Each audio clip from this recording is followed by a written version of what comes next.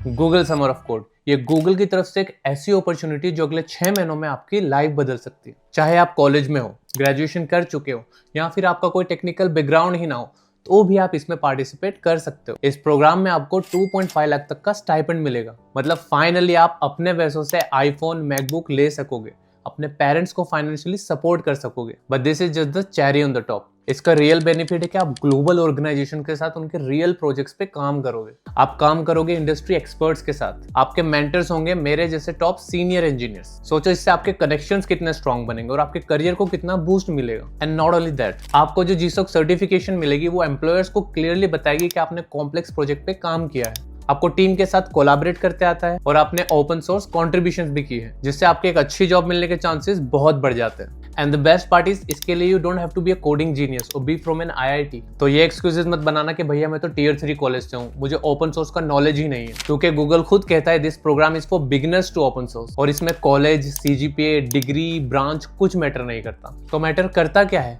I'll tell you in this video. If you're new to this channel, welcome. My name is Akbar. वैसे तो मैंने graduation Ahmedabad की एक tier 3 college से की थी, but now I work as a senior software engineer for JP Morgan Chase in the UK. आज की वीडियो का गोल है आपको क्लियरली एक्सप्लेन करना कि जीसॉक एग्जैक्टली है क्या, इसकी टाइमलाइंस क्या है, इसके लिए आपको कौन सी स्किल्स आनी चाहिए, इसमें सिलेक्शन कैसे होता है, and in the end I will show you the best strategy to get selected. कोई कंफ्यूजन ना हो इसलिए खुद पे एहसान करना, ये वीडियो पूरा देखना। चलो शुरू करते हैं पहले क्वेश्चन के साथ। What the hell is GSoC? GSoC समझने से पहले आपको ओपन सोर्स क्या होता है वो समझना पड़ेगा। देखो, नॉर्मली बड़ी कंपनीज के प्रोजेक्ट क्लोज सोर्स होते हैं। फॉर एग्जांपल फेसबुक ऐप का कोड पब्लिक नहीं है, मतलब कोई भी रैंडम बंदा जाके उसका कोड देख नहीं सकता, उसमें चेंजेस नहीं कर सकता। वो एक्सेस सिर्फ फेसबुक के कुछ एम्प्लॉइज के पास है। लेकिन कुछ ऐसे प्रोजेक्ट्स भी होते हैं जिनका कोड ओपन सोर्स होता है। For example Google Chrome browser actually chromium project पे बेस्ड है, जो कि एक ओपन सोर्स प्रोजेक्ट है। मतलब अगर आप चाहो तो क्रोमियम का कोड देख सकते हो। आप उसमें कुछ इंप्रूवमेंट करना चाहो या बग फिक्स करना चाहो तो आप रिक्वेस्ट रेज कर सकते हो। अगर उसके मेंटेनेंस को आपका काम पसंद आया तो आपके चेंजेस वो कोड में ऐड कर देंगे और फिर आप शान से कह सकोगे कि मैंने ओपन सोर्स कंट्रीब्यूशन की है। और जीसॉक का यही गोल है। गूगल चाहता है कि नए डेवलपर्स को ओपन सोर्स वर्ल्ड से इंट्रोड्यूस कराया जाए, जिसके लिए गूगल हर साल कुछ ऑर्गेनाइजेशंस के साथ पार्टिसिपेट करता है जो अपने प्रोजेक्ट्स लेकर आते हैं। आप इन प्रोजेक्ट्स पे कंट्रीब्यूट करने के लिए जीसॉक की वेबसाइट पे अप्लाई करते हो। अगर आप सिलेक्ट हो जाते हो तो फिर आप उस प्रोजेक्ट पे काम करते हो। आपको खुद से सब बिल्ड नहीं करना होता, आपके साथ मेंटर होते हैं जो आपको गाइड करते हैं। ये प्रोजेक्ट एक्चुअली 3 डिफरेंट टाइप के होते हैं, small, medium and large. Large project के लिए गूगल आपको $3,000 या 2.5 लाख रुपए तक पे करता है। और सबसे अच्छी बात है ये कंप्लीटली रिमोट अपॉर्चुनिटी, मतलब आप कहीं से भी काम कर सकते हो। आप क्विकली जीसॉक की टाइमलाइन देख लेते ताकि आपको क्लियर हो जाए कब क्या करना है। नॉर्मली लोग नवंबर दिसंबर से उन ऑर्गेनाइजेशंस में कंट्रीब्यूट करना चालू कर देते हैं जो उन्हें लगता है अगले साल जीसॉक में पार्टिसिपेट करेगी, ताकि उनका कंट्रीब्यूशन दूसरों से ज्यादा हो। जनवरी में ऑर्गेनाइजेशंस अप्लाई करती है जीसॉक में पार्टिसिपेट करने के लिए और फरवरी तक गूगल सिलेक्टेड ऑर्गेनाइजेशन की लिस्ट अनाउंस करता है। अब मार्च तक ही सिलेक्टेड ऑर्गेनाइजेशन के किसी प्रोजेक्ट में काम करने के लिए अपना प्रपोजल सबमिट करोगे। अप्रैल तक आपको कंट्रीब्यूशन चालू रखना है और मई में रिजल्ट आएगा कि आप सिलेक्ट हुए या नहीं। अगर आप सिलेक्ट हो गए तो जून से आपका प्रोजेक्ट स्टार्ट होगा और प्रोजेक्ट की लेंथ के हिसाब से आपका अगस्त से नवंबर में प्रोजेक्ट कंप्लीट हो जाएगा। टाइमलाइन समझ ली तो आप समझते हैं इसके लिए आपको कौन सी स्किल्स चाहिए। The 2 must have skills are programming language and git. Already अगर आपको कोई लैंग्वेज आती है जैसे जावा, पाइथन, C++ या जावास्क्रिप्ट तो दैट इज फाइन। अगर आपको कोई लैंग्वेज नहीं आती तो I suggest you start with Python, क्योंकि it is easy to learn, beginner friendly और जीसॉक में सबसे ज्यादा प्रोजेक्ट में यही यूज होती है। इसमें आपको ये सब आना चाहिए और आपको गिट एंड गिटहब का वर्किंग नॉलेज होना चाहिए, जैसे forking a repository, creating branches, making pull request, responding to code review comments and resolving merge conflict. ये दोनों स्किल्स के बिना काम नहीं चलेगा, so make sure you focus on them. But अगर आपको ये दोनों स्किल्स अच्छे से आती है then focus on improving your verbal and written communication. Make clear grammatical sentences, write good PR description and ask smart questions. Now these skills are more than enough to get you selected.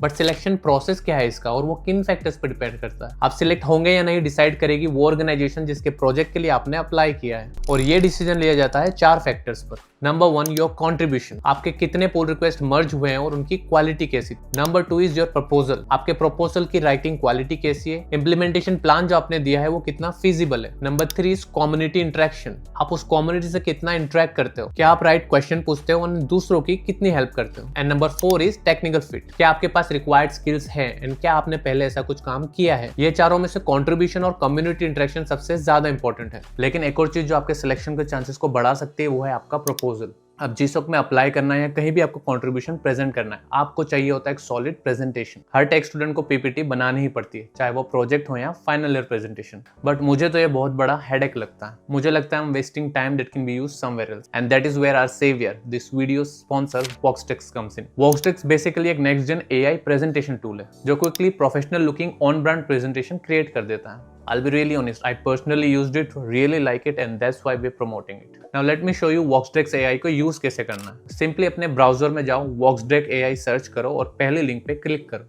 And this is the interface of the tool, जिसे use करना बहुत easy है। आप सबसे पहले इसमें register कर लो, क्योंकि जब आप रजिस्टर करते हो तो आपको मिलते हैं 1000 पॉइंट फ्री क्रेडिट्स। रोज लॉग इन करने पे आपको 200 पॉइंट्स मिलेंगे। एंड अगर आप कोई फ्रेंड को इनवाइट करते हो तो आप दोनों को मिलेंगे 500 पॉइंट्स ईच। जैसे ही आप साइन अप कर ले तो आपको दिखेगा इसका very easy to use UI. Some of the great features it provides are motion covers, 3D charts, presentable avatars and chat to deck. और इस टूल की सबसे बढ़िया बात है कि एक मल्टी मॉडल प्लेटफॉर्म है। अगर आपको अपने प्रेजेंटेशन में कोई इमेज या डॉक्यूमेंट यूज करना है, वो भी आप अपलोड कर सकते हो। साथ ही आपको मिलता है थीम एंड एनिमेशन मोड, जिससे आपकी प्रेजेंटेशन की वाइब आप सेट कर सकते हो। इसमें आपको लोगो अपलोड करने का ऑप्शन भी है, तो वो भी आप कर सकते हो। अब अगर आप थोड़ा नीचे स्क्रॉल करोगे तो आपको मिलेंगे बहुत सारे रेडीमेड पीपीटी, जिनमें आपको एकदम प्रीमियम एनिमेशन और ग्राफिक डिजाइन मिल जाएंगे। Now let me give you a real demo to understand how powerful this tool is. मेरे पास ऑलरेडी एक प्रॉम्प्ट है, create a powerful presentation title real time chat app using websocket. साथ ही मैंने कुछ पॉइंट्स ऐड किए हैं, जैसे प्रोजेक्ट ऑब्जेक्टिव्स और कुछ इंपॉर्टेंट सेक्शन जो मुझे चाहिए। फिर बस एक क्लिक और प्रेजेंटेशन बिल्ड होना स्टार्ट हो गया। And now you can see quickly कुछ मिनट्स में ये प्रेजेंटेशन रेडी हो गई। जो मैं खुद करता तो मुझे घंटों लग जाते हैं। वी कैन क्लियरली सी के स्लाइड्स कितनी अच्छी बनी है।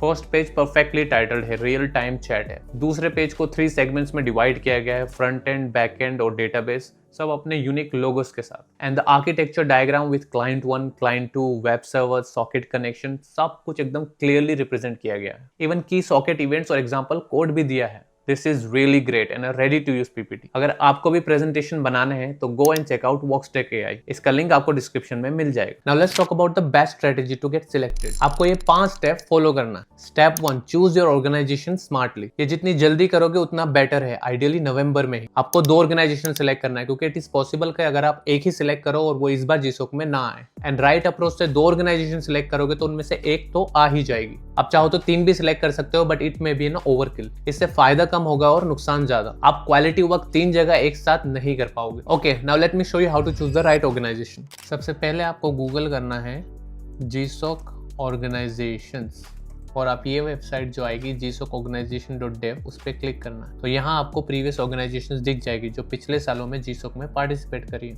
अब सबसे पहले आपको वो ऑर्गेनाइजेशन सिलेक्ट करना है जो जीसॉक में फ्रीक्वेंटली पार्टिसिपेट करती है। तो आप यहाँ सिलेक्ट कर सकते हो प्रीवियस ईयर, जैसे 2025, 2024, 2023, 2022, 2021, और जो भी ऑर्गेनाइजेशन ये 5 सालों में आई है वो आपको बता देगी यहाँ पे। फिर आप सिलेक्ट कर सकते हो आपका टेक स्टैक, जैसे अगर आपको जावास्क्रिप्ट आती है या पाइथन आती है तो वो आप इधर सिलेक्ट कर लो, जिससे ये ऑर्गेनाइजेशन और भी फिल्टर हो जाएगी। उसके बाद आप चेक करोगे कि यूजुअली इन ऑर्गेनाइजेशन को कितने प्रोजेक्ट मिलते हैं। फॉर एग्जाम्पल 52 नॉर्थ को अगर हम क्लिक करेंगे, यहाँ पे देख रहे हैं कि 2025 में इसको 2 प्रोजेक्ट मिले थे, 2024 में 2, विच इज वेरी लेस। हमको ऐसे ऑर्गेनाइजेशन ढूंढना है जिनको 10+ प्रोजेक्ट्स मिलते हो। So will go back. तो हम किसी भी रैंडम ऑर्गेनाइजेशन को खोल के देख सकते हैं, जैसे मैं इसको देख रहा हूँ ऑसी।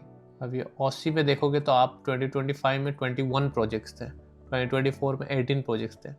तो ये काफ़ी प्रोजेक्ट्स लेकर आती है, मतलब इसमें आप पार्टिसिपेट करोगे तो चांसेस आपके ज़्यादा है। तो आप इस तरह से ऑर्गेनाइजेशन सिलेक्ट कर सकते हो। Now step 2 is understand the repo inside out. जैसे ही ऑर्गेनाइजेशन सिलेक्ट कर ली, आई वुड एडवाइस कि आप उनके रीडमी और कंट्रीब्यूशन फाइल पढ़ लो। इससे आपको उनके काम करने का तरीका पता चल जाएगा, कैसे वो इश्यूज और इंप्रूवमेंट हैंडल करते हैं, उनकी ब्रांचिंग स्ट्रेटेजी क्या है, एटसेट्रा। फिर आपको वो रेपो फॉर्क करके अपने सिस्टम में क्लोन करना and spend some time to understand the code and functionality. Let me show you with an example. अब हम एग्जांपल लेते हैं मीफोस का। ये ऑर्गेनाइजेशन 2025 में 13 प्रोजेक्ट्स लेकर आई थी, 24 में 11। तो आप ये भी चूज कर सकते हो। अब देखते हैं कि इसका गिटहब प्रोजेक्ट कैसे देखते हैं। सो आप सबसे पहले गूगल करोगे मीफोस गिटहब, तो आपको मीफोस का रेपो मिल जाएगा। फिर आप उसके अंदर जाके देखोगे तो आपको बहुत सारे रिपोजिटरीज दिखेगी। नाउ सब रिपोजिटरीज इंपॉर्टेंट नहीं होती है, कुछ में काम नहीं किया जाता है। फॉर एग्जांपल देख रहे हो यहाँ पे फ्लैट लाइन है, मतलब इसमें ज़्यादा काम नहीं होता। और कुछ रेपोज ऐसी होती है जहाँ पे काफ़ी काम हुआ होता है, आप यहाँ पे देख सकते हो। सो इस रेपो में काफ़ी काम हुआ है वेब ऐप में, तो अब हम वेब ऐप पे क्लिक करके उसके अंदर जाएंगे। कोई भी रेपो में सबसे पहले आपको जाके रीडमी फाइल पढ़ना है, जो कि यहाँ पर है रीडमी यहाँ पे आपको इस प्रोजेक्ट के बारे में इंफॉर्मेशन मिल जाएगी, आपको इसके गिटहब लिंक, इसके स्लैक चैनल्स और जो भी रिक्वायर्ड इन्फॉर्मेशन है वो यहाँ मिल जाएगी। अगर कोई लाइब्रेरीज आपको इंस्टॉल करना है तो उसके इंस्ट्रक्शन भी यहाँ पे आपको मिल जाएंगे। और दूसरी इंपॉर्टेंट फाइल है कंट्रीब्यूटिंग फाइल। इसमें आपको इन्फॉर्मेशन मिल जाएगी कि एक्चुअली कंट्रीब्यूशन करना कैसे है। यूजुअली ये फाइल में क्लियरली मेंशन किया जाता है कि आप कैसे रिपोजिटरी फोर्क कर सकते हो और कैसे अपने चेंजेस सबमिट कर सकते हो। होपफुली इससे आपको थोड़ी बहुत हेल्प मिल गई होगी। Step 3 is to connect with mentors and contributors. Repo explore कर ली तो अब नेक्स्ट स्टेप है मेंटर्स और कंट्रीब्यूटर्स से कनेक्ट करना। जॉइन देयर स्लैक, डिस्कॉर्ड या मेलिंग लिस्ट, जो भी उनका प्राइमरी फॉर्म ऑफ कम्युनिकेशन है। वहां जाके आप सिंपल सा इंट्रोडक्शन दो। Hey, I am XYZ, I am new to open source and I have been exploring your project, I would love to contribute. और थोड़ा प्रोएक्टिवली क्वेश्चंस पूछो, जैसे करंटली आप लोग किस फीचर या इशू पे फोकस कर रहे हो एंड मैं कहाँ आपकी हेल्प कर सकता हूँ। अगर आपके पास कोई रेलेवेंट एक्सपीरियंस है, चाहे वो कॉलेज का मिनी प्रोजेक्ट ही क्यों ना हो, तो वो भी मेंशन करो। It builds trust and credibility. Step 4 is start contributing like a pro. अब आपको रफली आइडिया मिल गया होगा कि आप क्या काम कर सकते हो, बट हर टास्क आपको इजीली असाइन हो जाए ऐसा नहीं होता। So don't just say I want to contribute and I would like to pick this up. Show them how interested you are and a rough plan of how you would implement it. ऐसे करोगे तो ज्यादा task आपको assign होंगे। Start with small and beginner friendly issues like documentation updates, small bug fixes या UI improvements. जब confidence आ जाए then move to bigger and valuable issues. अगर आप consistently contribute कर रहे हैं तो वो आपको definitely recognize करेंगे। कभी कभी आपको लग सकता है कि कोई आपसे भी ज्यादा contribute कर रहा है। Ignore that और अप्रैल तक अपना बेस्ट करते रहो। लास्ट स्टेप होता है प्रपोजल सबमिशन और इससे आपका सिलेक्शन डिसाइड होता है, तो स्टेप को लाइटली मत लेना। सबसे पहले ड्राफ्ट बनाओ। इसमें क्लियरली लिखो प्रोजेक्ट आइडिया, गोल, फीचर्स, टाइमलाइंस और आपका कंट्रीब्यूशन प्लान। फिर उसे मेंटर्स से रिव्यू करवाओ जो आपको जेन्युइन फीडबैक देंगे। आप चाहो तो गूगल पे दूसरे प्रपोजल देख सकते हो सिर्फ स्ट्रक्चर और डिटेलिंग के लिए।